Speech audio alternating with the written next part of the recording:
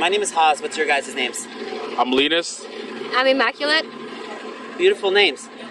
So what I'm wondering is how you guys feel about the idea of oppression in general. Like, what do you think about oppression? Is it a term you're familiar with? Go ahead and describe it in your own words. Sure. So I think the definition is kind of like prolonged cruelty or unjust treatment from one group or individual upon another group or individual. Would you guys say that's kind of pretty spot on? Okay. I'd say so. Yeah. So what I'm wondering is if there's an oppressor who is in a position where they're more powerful than the one that they're oppressing, would that be a good justification for the oppressor to use to keep doing what they're doing? Wait, could you repeat that? Yeah, if the oppressor is in a position where they're more powerful and they use their power as a justification to keep going on with the oppression. Is that considered oppression? Is that considered justified? No. No. No, right? Yeah. So I'm just going to modify that in terms of this. There's this relationship with an oppressor and the oppressed, and instead of being more powerful, let's say that the oppressor has been doing this for a long time. Would that make it okay? No. No. Yeah, I agree. What would you say if the oppressor said that they're so much more intellectually superior than the beings who they're oppressing, that the beings that they're oppressing don't even know that they're being oppressed? Would that matter? No, it doesn't matter. Yeah, it's I still not don't think. justified, right? I don't think so. No. Yes, I agree. What would you say if they said it's part of their culture and everybody's doing it? No. Still doesn't Still justify not okay, it. right? Yep. No. Yeah. So it sounds like you guys are pretty against oppression, regardless of kind of the justifications that people have used throughout history. I mean, to bring us kind of more into the real world, can you guys think of any occurrences throughout history, if you will, where a group of individuals has used the excuse that something is something they've been doing for a long time, or something that they are entitled to do because of a higher level of physical or intellectual power, or because it's part of their culture, for example? Can you guys think of anything kind of in the here and now or in the past that would fit into that kind of narrative, if you will? Slavery? Yeah, colonization. Or colonization. You know? Yeah. Or genocides. Yeah, genocide. Yeah, genocides, Yeah. human slavery. Mhm. So all those things considered, I'm wondering how you guys feel about the animals who humans are forcing into slaughterhouses for unnecessary foods, seeing as how we don't need to eat them to survive. Oh, like which animals? For example, cows, chickens, turkeys, sheep, pigs. So you consider eating animals oppression? Like if humans eat animals, that's oppression? I'm asking you if you think that it would fit that criteria. I think there's a difference on, like, of course there's slaughterhouses that kill animals inhumanely and whatnot, but I think if you're doing it in a humane way...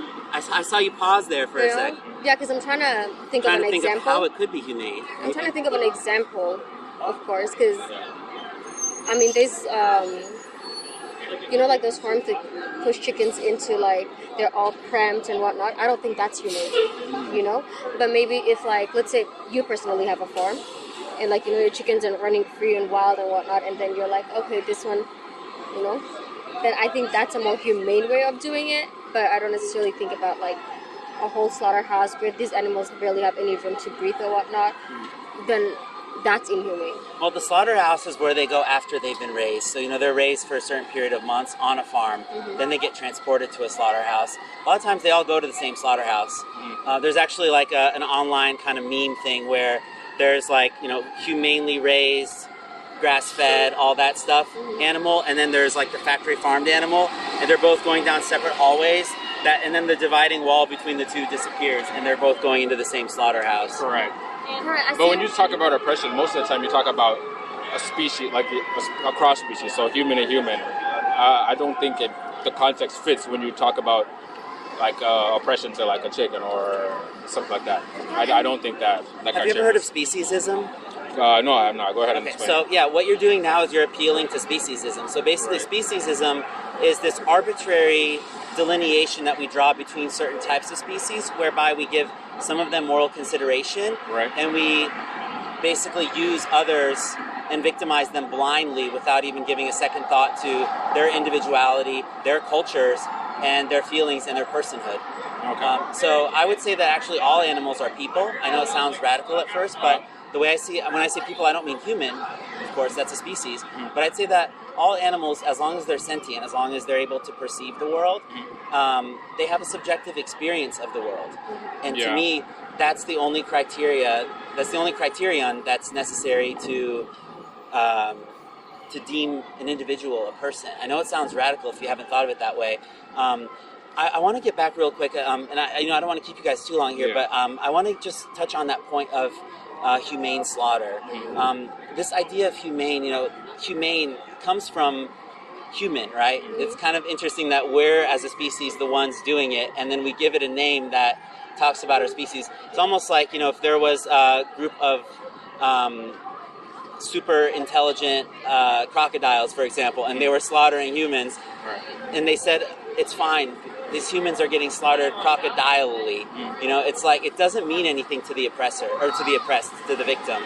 And the other thing I want to touch on is just the definition of humane in practical purposes, so that we don't kind of get into too much semantics here, is that humane means to treat a being with compassion and benevolence. And I would posit, what I would encourage you guys to think about is that if a being has an interest in living, if they're enjoying their life, and that's the only life that they're going to get, as far as we know, reincarnation, all that stuff aside, the least humane thing you could do is take from them the only thing they have, that they'll ever have, which is their life. That's true.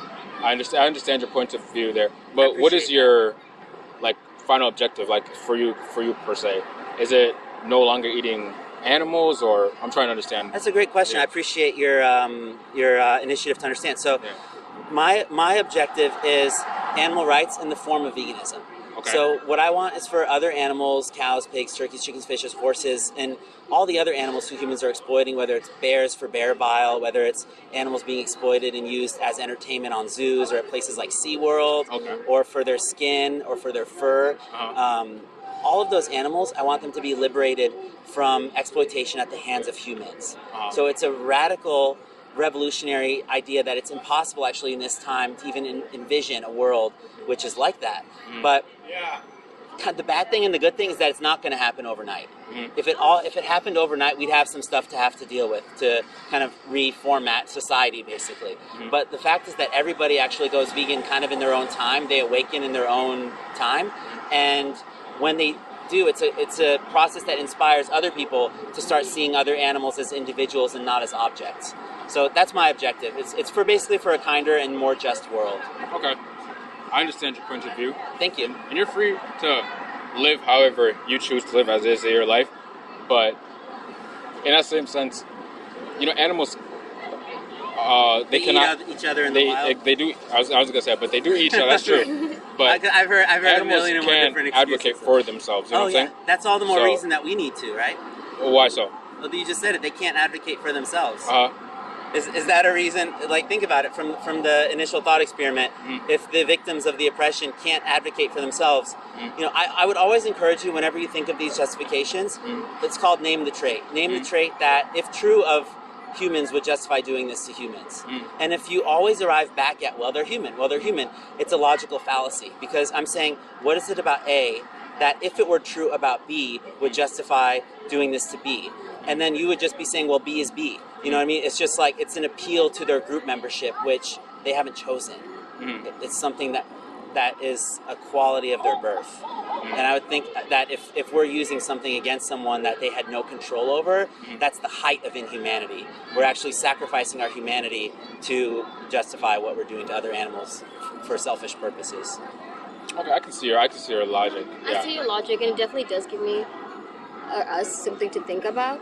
And it's more than just something to think about, because as long as we're still buying their body parts and their secretions, we're still responsible for what's happening to them. So just know that until, hopefully you do at one point in your lives decide to go vegan, and until you do though, you will still be responsible, just in the way that the oppressors were responsible in the beginning example. And I'll leave you guys with that. I really appreciate your stopping open-mindedness.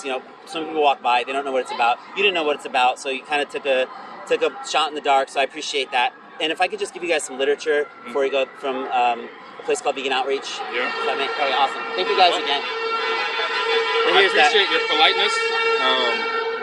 Yeah, likewise. I appreciate your guys it's stopping. always good to understand what other people are saying, listen to them, even though you might not agree with them, it's always good to listen. You understand? Yes. You understand what I'm saying? Okay. Do you need this?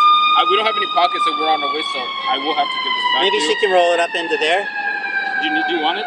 You want it? Okay, sounds good. Okay. Thank you very much. All right. Thank you guys for stopping. You I have a appreciate great it. one. You as well.